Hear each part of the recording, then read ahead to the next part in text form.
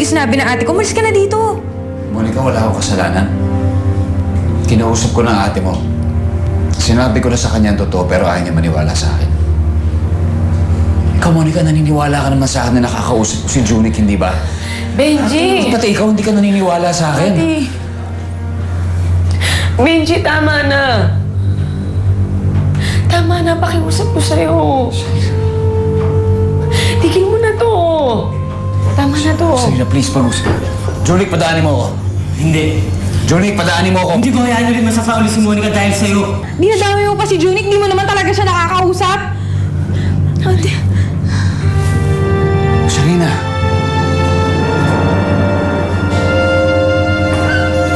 Malis ka na dito.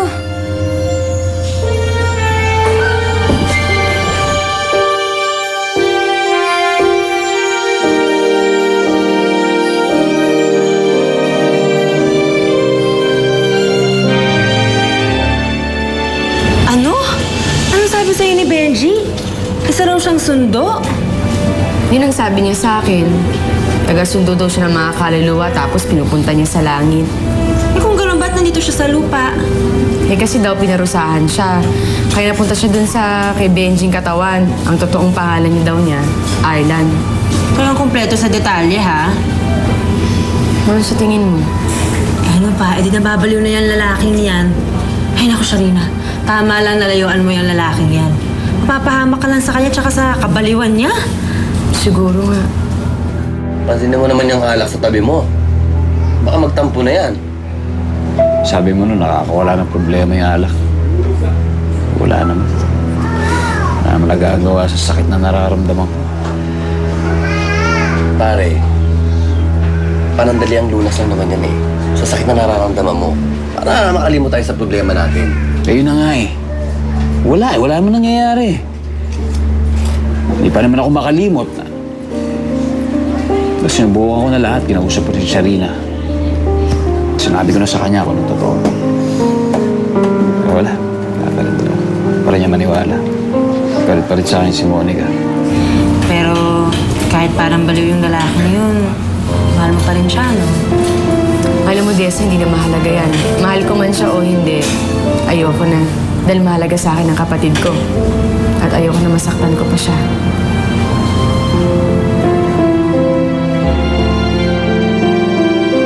Bakit ba kasi pinaranas pa sa akin kung anong pakiramdam ng pagmamahal sabay hindi rin pala kami magiging kakatuluyan ni Sharina? Ano pare? Hindi porket mahal mo si Sarina. At alam niya yon, ay okay na. Ano parang pang-hold up yan eh. Kahit na magkasundo na yung hold up at saka yung hold upin niya. Hindi ibig sabihin nun okay na. Dahil nandiyan pa yung mga pulis. Ano? Hindi ko maintindihan. Paano? Kaya, isimple ko na. Ah. Hindi lang kayo ang tao sa mundo ni Sarina. Kahit mahal na mahal mo si Sarina at mahal na mahal ka niya, eh nandyan pa rin si Monica. Si Monica, yung pulis sa story ng dalawa. Siya yung pulis? Oo. Ang ibig sabihin, kailangan makasundo mo yung pulis. Para magkaroon ka ng tsansa na ma-hold up ang puso ni Sarina.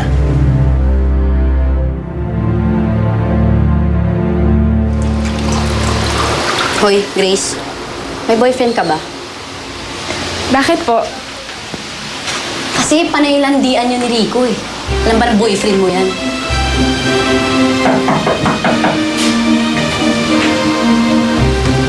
Bilisan mo dyan, ha?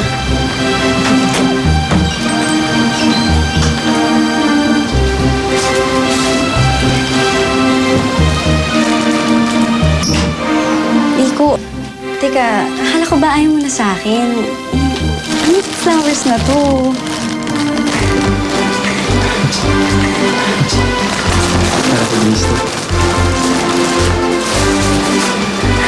Wow!